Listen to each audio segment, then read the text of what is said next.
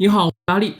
任何时候啊，顺势而为呢，都是聪明的做法。那么相反呢，逆势的行为会给你带来巨大的代价。那么市场在涨的很多的时候啊，必要的回调也是非常正常的。那么回调结束之后啊，继续上涨，它也属于一种正常的现象。而高点低点呢，并不是你利用这种画线工具啊，它就能画得出来的。那么我之前也说过很多次了，大机构庄家他们高价请的这些操盘手啊，哪个不比这些视频博主牛啊，对吧？那么在信息高度不对等的这种前提下，你画线呢是画不过他们的。那么我们今天视频第一部分啊，主要给大家来讲一下达拉斯小牛队的老板马克库班呢对狗狗币支付的一些看法。那么第二部分呢，说一下美国前总统候选人杨安泽，他说加密货币啊是实现这个全民基本收入的一个途径。那么节目的最后一部分，我们来聊一聊最近很多博主都提到的比特币优势指数。很多人都说这个指数啊，决定着这个山寨币啊何时能够群魔乱舞啊，就是抛开这个比特币啊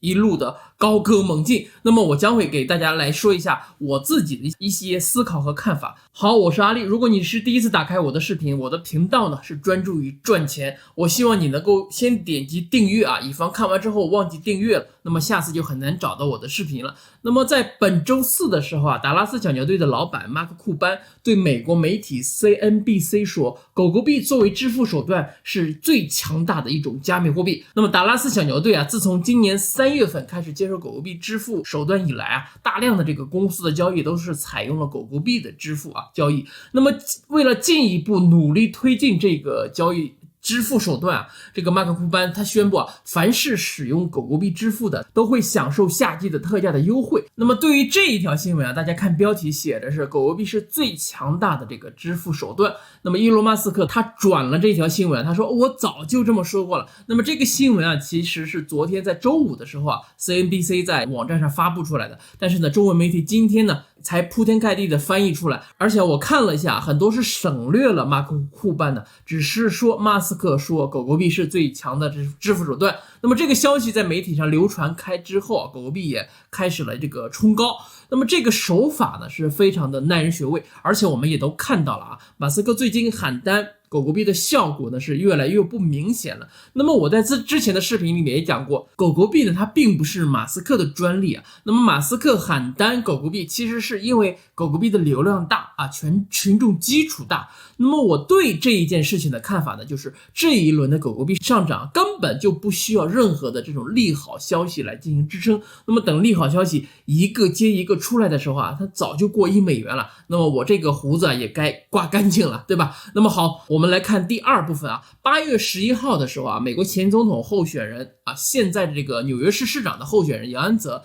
他发推特表示啊，加密货币呢是实现全民基本收入的一个途径。那么在此之前呢，杨安泽他自己创建的这个非营利组织叫 Humanity Forward，与加密货币捐赠公司The Giving Block 合作之后，已经开始接受狗狗币、比特币以太坊、Chainlink 和其他加密货币的捐款。该非营利组织专注于帮助受疫情打击的人们。那么它最初的这个计划呢是捐赠$50万作为全民基本收入的试点项目的一部分。那么杨安泽的全民基本收入的思路呢，就是给18岁以上的这个美国公民每人每月发放$1000。那么理由呢，就是未来人工智能越来越普及了，那么国家呢根本就不需要这么多的劳动力了。那么到时候有这么多的失业人口，政府应该是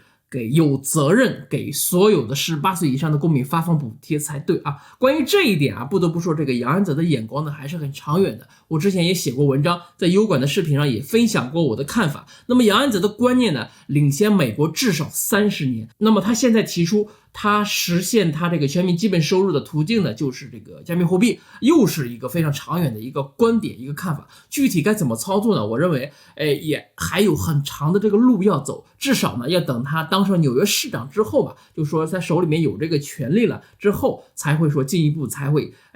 把这条路铺得更远。那么我们只能静静的等待，就像等待狗狗币上$1一样。那么接下来我们讲节目的第三部分，我们首先来看一下什么是比特币的优势指数BTCD。那么也有人把它翻译成这个比特币的统治指数。那么这个 D 呢，这个是英文单词 dominance 的缩写，比特币的这个 DOM 是一种指标，投资者可以用来快速了解比特币在整个加密货币市场中的价值。那么它有一个公式啊，就是比特币优势指数呢，它等于比特币市值，它除以所有的加密货币市值的总和。那么通常情况下，这个指数可以判断什么时候可以卖掉比特币换成其他的代币或者山寨币。那么我们看一下这个图片啊，比特币优势指数跌破位了啊，根据这个划线的啊。那么最近很多代币啊，很多山寨币都涨得非常好，所以比特币呢有一点这个上攻乏力，因此呢很多人都说是不是马上山寨币这个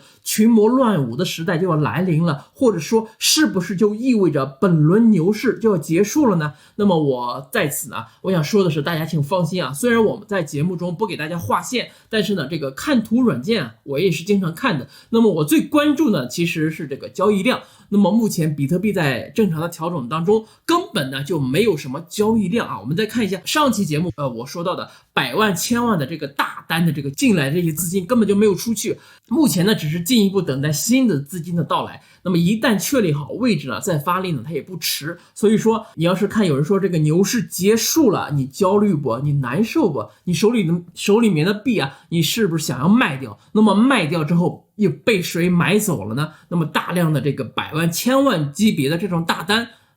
在等着什么呢？我们再看一下这张图啊，比特币在8月份继续这个以每月 7.5 万到10万的这个速度啊，它是这个个数流出交易所。那么这一个规模的资金的流出与2020年的下半年，从8月份之后到2021年的第一季度